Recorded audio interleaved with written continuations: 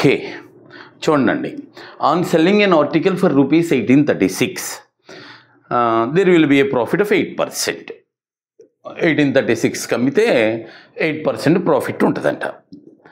Okay, but the shop keeper wants to gain 11%. వాడు ఏం కోరుకుంటున్నా అంటే 11% లాభం రావాలని కోరుకుంటున్నా అంట.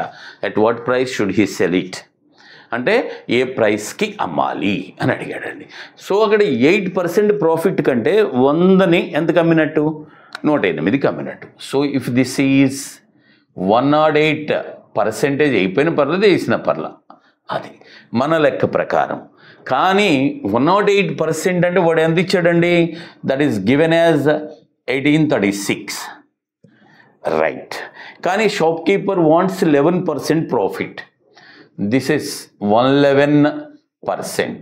అయితే ఎంత, 108% అయితే దిస్ ఇస్ దిస్ వన్, 111% అయితే దట్ వన్. సో ఇది పైకి వెళ్తుంది బై 108 ఇంటూ 1836, అంతే కదండి. 108 క్యాన్సిల్ చేసుకోండి చక్కగా, దీంట్లో 17 సార్లు పోద్ది. 17 111, 1700, 170, 1870, 1887 అండి. మీరు మల్టిప్లై చేసుకోండి. 1887 is the answer. Okay, note చేసుకోండి. Which of the following is not true అన్నాడు. 4 ఆప్షన్ చూడండి. ఫస్ట్ ఆప్షన్ ఏంటంటే ఏ అనేది ఏ ఈజ్ ఎ సెట్ అండి. X such that X is an even number. B X such that X is an odd number. A అనేదేమో even numbers సమితి, B అనేదేమో odd numbers సమితి. వాడు ఏమన్నాడు, these two are disjoint sets. వియుక్త సమితులు అంటాం కదా, డిస్జాయింట్ కరెక్టే కదా అది. సో ఏ సరే, మొదటి ఆప్షన్ ఓకే రైటే.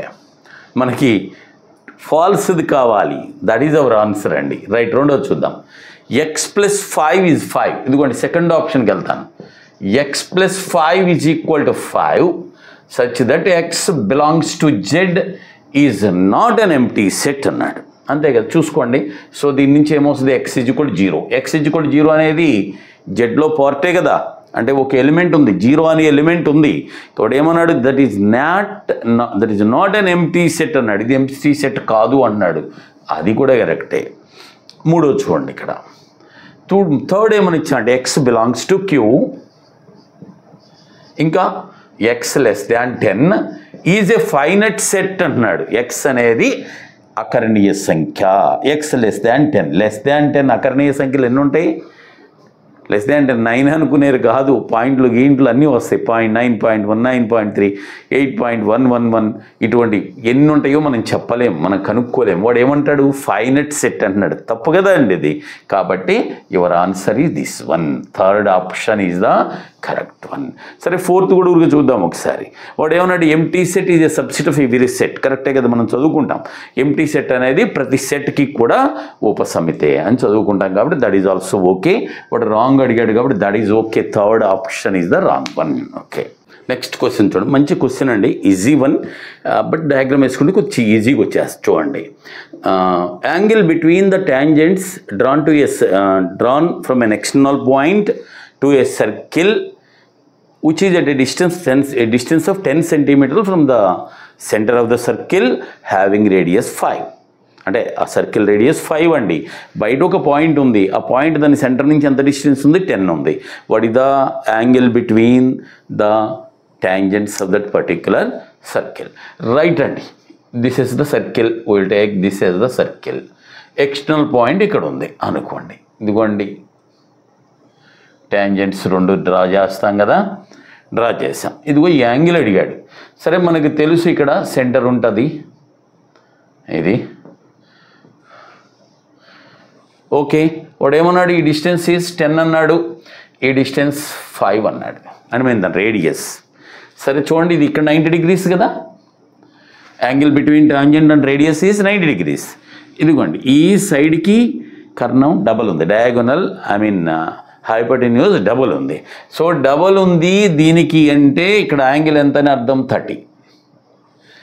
అంతే కదా, 30 ఎదురుగా ఈ చిన్న భుజం దీనికి డబల్ ఉంది కదా, అంటే ఈ యాంగిల్ ఎంత అండి, 30. రైట్, ఆటోమేటిక్ ఇక్కడ కూడా ఎంత, 30. సో టోటల్ యాంగిల్ ఎంతండి? Angle between the tangents is 60. Okay, note చేసుకోండి. ఓకే, చూడండి question. 2 men on either side of an electric pole of 15√3 meters height.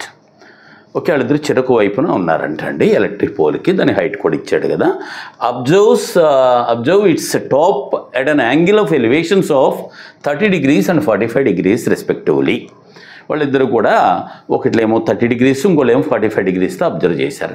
What is the distance between the 2 points, 2 men? వాళ్ళిద్దరి మధ్యన distance. ఇది కూడా completely diagram based. చూడండి, this is the diagram అండి. Pole ఇక్కడ ఉంది ఇలా, దానికి రెండు పక్కన ఇద్దరు వ్యక్తులు ఉన్నారు. ఒకటి ఇక్కడ, దిస్ ఇస్ 30 degrees, ఇంకొకటి ఇక్కడ, this is 45 degrees. So height of the pole is 15√3. సరే, ఇంకా అయిపోయింది. ఇక్కడ వరకు ముందు కనుక్కుందాం. 30 ఎదురుగా 15√3 ఉందండి. మరి ఇదిగో 60 ఎదురుగా దాన్ని √3 తెచ్చివేయాలి.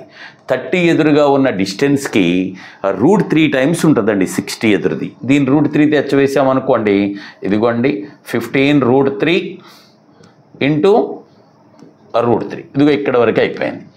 అలాగే ఇది 45 అనుకో, ఇక్కడ కూడా 45 కదా. ఈ రెండు ఈక్వల్గా ఉంటాయి. ఈ రెండు ఈక్వల్గా ఉంటేనేగా ఇది 45 వచ్చేది.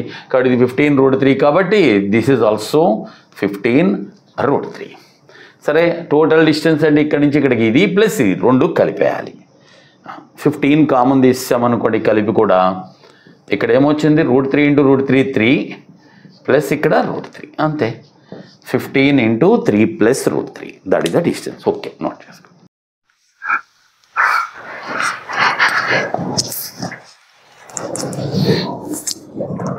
ఓకే, ఇక్కడ ఒక కొంత డేటా ఇచ్చాడండి. ఆ డేటా యొక్క మోడ్ 3 అంట, బాహుళకం 3 అంట. అయితే ఎక్స్ ఒక క్వాంటిటీ ఉంది, ఎక్స్ కనుక్కోవాలి. x² - 1 ఎంత అని అడిగాడండి. సో ఇచ్చినటువంటి డేటా ఏంటంటే 2 5 3 x 2 7 3 4 5 and 4. ఇక్కడ మీరు మామూలు ఎక్స్ని కాసేపు పక్కన పెట్టండి. దీని యొక్క ఇది చూస్తే 2లు 2 సార్లు వచ్చినాయి, 5లు 2 సార్లు వచ్చినాయి, 3లు 2 సార్లు వచ్చినాయి, 4లు కూడా 2 సార్లు వచ్చినాయి. చాలా ఉన్నాయి బాహుళకాలు. అయితే వాడు ఏమిచ్చాడు? దాని బాహుళకం ఎంత అన్నాడు? 3 అన్నాడు. అంటే ఎక్స్ ఎంత అవ్వాలి? సచ్చినట్టు 3 అయితేనేగా. 3 అప్పుడు 3 సార్లు అయ్యి బాహుళకం అయిపోద్ది. సో ఎక్స్ విలువ ఎంత? 3. అయితే వాడు అదే అడగల. వాడు ఏమడిగాడు? x² - 1 అని అడిగాడండి. ఎక్స్ అంటే 3 కదా, 3² అంటే 9 - 1, దట్ ఈజ్ 8 ఈజ్ ద